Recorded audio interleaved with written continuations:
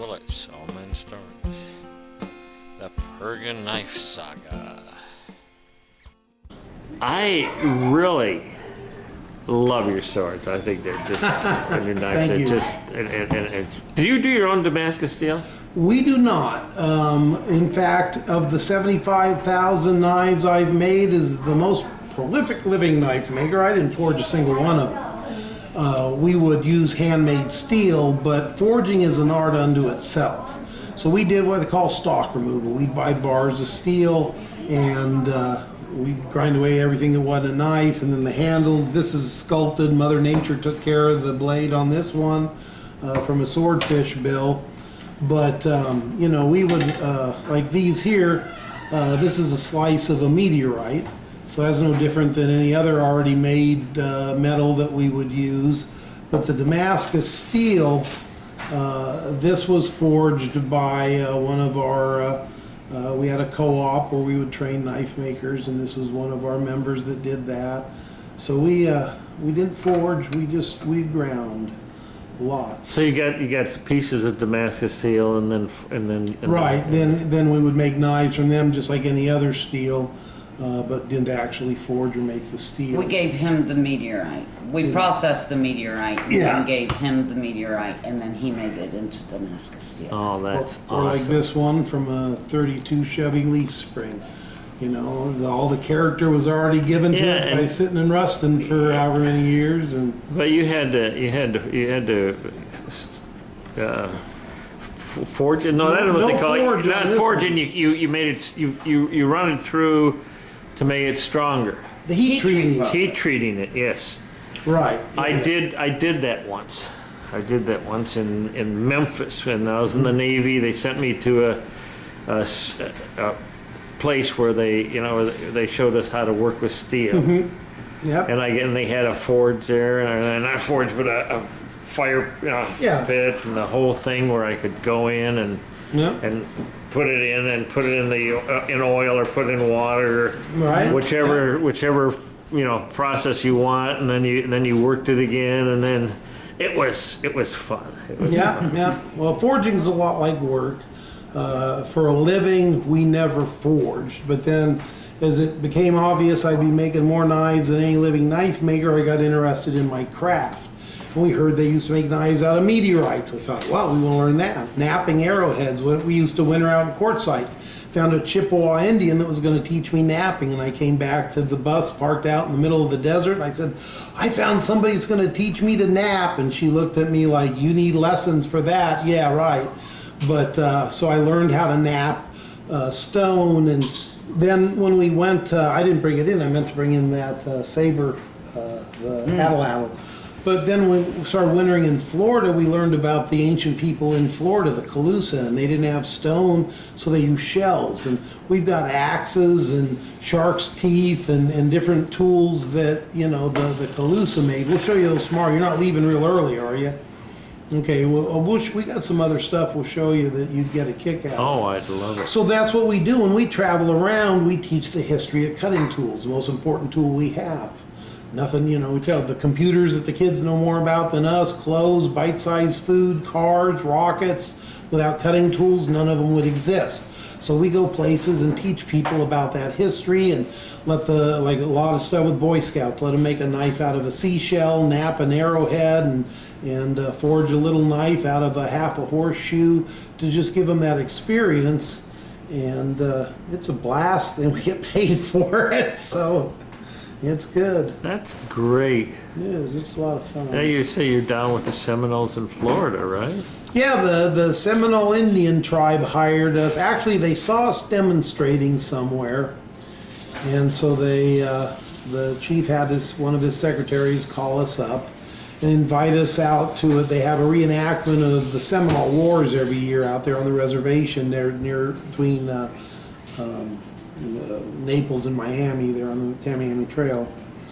And so they invited us out, and we told them how much we charged for it, and he had her get back to us, said, well, actually, we were thinking that we wouldn't charge you like we normally do, for vendors to come out there and stuff. And I said, well, we're not vendors, and you know, we don't pay to go anywhere, but we'll cut you, you know, a deal on the price because you got a lot of scouts out there, so we could probably book some other events and stuff. So it'd be worth it for us to do it for a little less, and we don't work cheap, but everybody's always happy and gets their money's worth. And he reluctantly did it, and then they invited us back this year, and they've already rehired us for next year and stuff, because what we do is really unique. It's fun, it's interesting, it's relevant. You know, we've had state parks turn their programs over to us because whatever period of time or whatever people, cutting tools are relevant, and so we can tie it in to anything.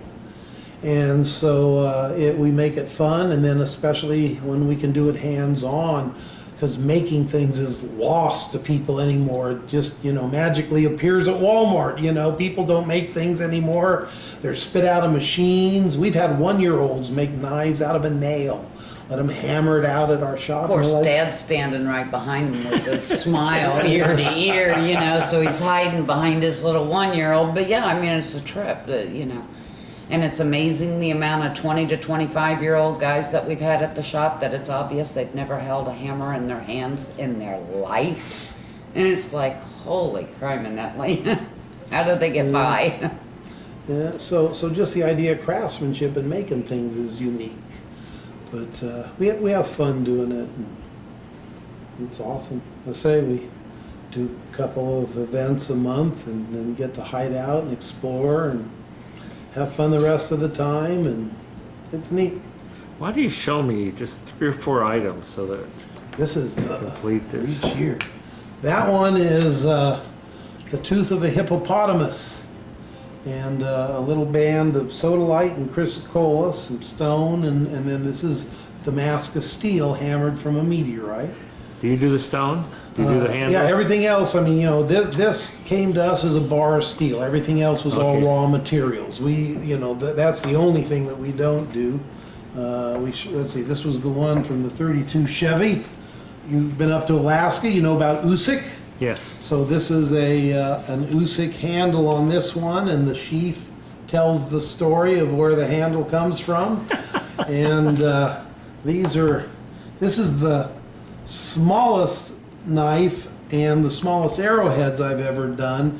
Now that knife was done on the same equipment as the Bowie knife. I mean, I didn't use jeweler's tool. This is a heat-treated knife ground on a 2x72-inch belt sander, buffed on 1-inch 1-horsepower buffers.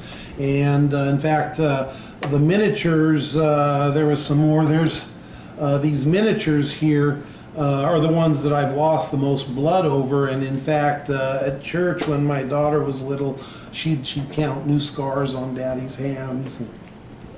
So let's see, Daddy, you know, if she was getting a little bored. But just all, you know, this, I can't see it very well. I've got my own personal knife, I'll show you tomorrow. The whole handle is cut out of the tooth of a woolly mammoth. But that's what this little band is here.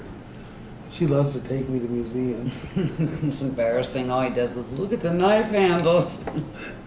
This big prehistoric mount. I'm counting how many knife handles I can get out of the bones or the tusks or, you know, whatever. So, and this is I'm not good at forging or knapping, either one. I can make a knife faster than anybody alive. But there's an obsidian heart in here, and she doesn't know I didn't make that for her. It was supposed to be an arrowhead, and it ended up looking like a heart. So I said, "Here, dear, look at the heart I made for you."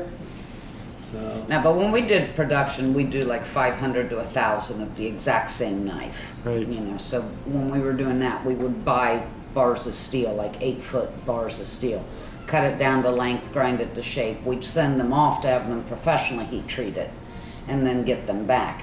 It's just been since we retired the general knife making that we've been able to play more. He's been able to experiment more with the napping and, you know, the meteorite and the sculpting and stuff. But yeah, when we were doing the production stuff and doing this, you know, as a regular make a living sort of thing, it was all production style. And we send it out and have it heat treated. Now we do our, these we've heat treated ourselves.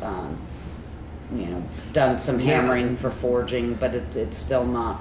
Oh, what should they look for in a knife if they want to find one that you did? Kelgin. Kelgin. That's a contraction of Ken Largin.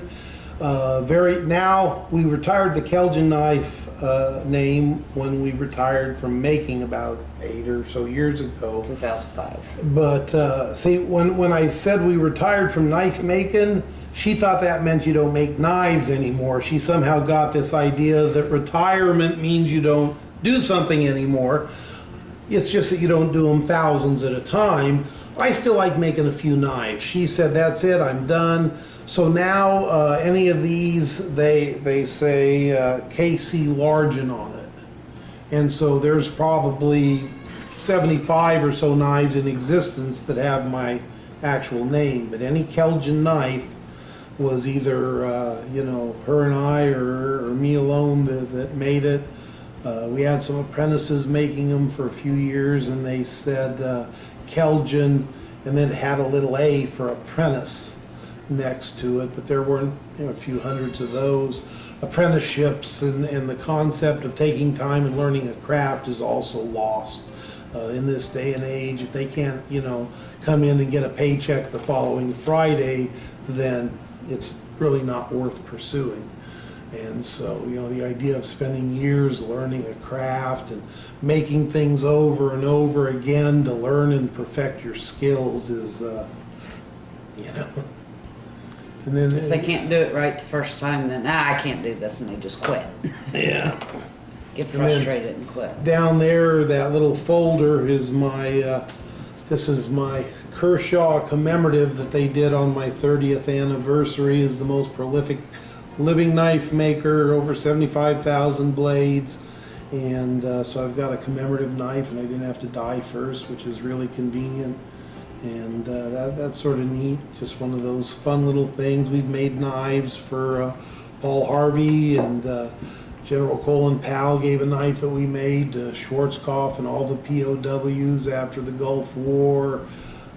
We've had, just people. We were doing a personal appearance once at Smoky Mountain Knife Works, and there was some guy came in out there and started talking to us, and all of a sudden realized who we are, and he says, my gosh, I'm here from Israel. We have a club back there for your knives, and I can't believe I'm meeting you. And it's like, Israel, who the heck, we get, we've got letters from all over the world and stuff, and it's neat. It's fun, people get to know us, and then they travel around and they say, I saw your knife here, and I saw your daughter, Kelgin, that's you. So it's neat to know that your work's all over the place, and that starving artist thing. I know where that saying comes from, and the rich and famous. I don't know where that rich and famous came from. We're famous, and I ain't rich, but we love what we do and how we do it, but it's a great honor. One of the coolest things that ever happened was just before we closed the shop up there in Tennessee. A guy came in, and when anybody ever comes up, oh, you're Ken Largin? And I always say, I don't know, does Ken owe you money? It's sort of my standard comeback, and I did that to him. He says, no, actually I owe him. And I said, okay, I'm Ken, what do you owe me? He was one of the guys that got a knife from Colin Powell, and he said, I carried that knife through 2 more wars. I knew where it came from, who made it, who gave it to me, and I knew the quality of it. And you have no idea what a comfort it was carrying that knife on my side. And that's one of the few times I just teared up, and of course told him, I said, sir, you don't owe me a thing. And but when people do stuff like that, or people are there and their kid hammers a little knife out of a nail, and they're at these $1 million theme parks, theaters, and all this stuff, and they say, this was the coolest part of our vacation. That's why I sit at that grinder for all those hours, and that's what kept Paula ruining her perms and destroying her fingernails and sitting there, doing all that boring, alone, noisy, dirty work. But, 1,000 hours of that, and having one person come up and do that kind of stuff, that's awesome. We love it. and then we get tired of all the tours, so we go hide out, but it's always a balance. The coolest thing at the shop was bringing so many people together. We have magazine articles and different letters from folks. And maybe mom and, or, like dad and son happened to trip across the shop and end up making a knife kind of thing. There was this 3 generations. It was granddad, dad, and the son. And they wrote an article to the magazine claiming that ever since they came, the one made a horseshoe knife, one did a railroad spike, the other one, took a napping lesson. Then the other 2 ended up being so interested in the napping lesson and had so much fun into that it ended up being every month these 3 generations made arrangements and the 3 men went out arrowhead hunting. And so it was a weekend that the 3 generations pulled together for a weekend. It was just the guys. They'd go off and go arrowhead hunting. So, it was a way of bringing, 3 generations together on a common bond. How often do you hear of that where granddad, son, and grandson go off one weekend every month? That's a foreign concept these days. We had a kid that's every year they'd bring him down. He'd spend a week with us working on the knife making, and there was something that he needed some sort of a congressional appointment to go to maybe one of the Air Force Academy or one of the military schools or some sort of something he was doing, and so the kid really made something of himself, all of which. We just spent a week with him, a few years and stuff, and they wrote us this nice letter and said, what a huge role we played in this kid's life. And it's like, okay, and so, Spent 2 weeks with him over 2 years, but he went home and he played and he continued at home, and it was just the edge enough to make him outstanding over the rest of the crowd. He knew about steel. He knew about heat treating, tempering, all these other things. And craftsmanship and pride and sticking to stuff. Detail. We teach more than knife making when we would teach knife making, and but we do it because it's fun, because we love it. We don't think anything about it, and then to find out that you've touched Really people's lives or made an influence, or the Andy Griffith or Paul Harvey or some millionaire just thought it was so cool, it's like, wow, that's all right. Let's go eat some more metal filings. So that's our story, and we're sticking to it. Thank you. You're welcome. Old men's stories. Just one more. And maybe I'll do a little whittling.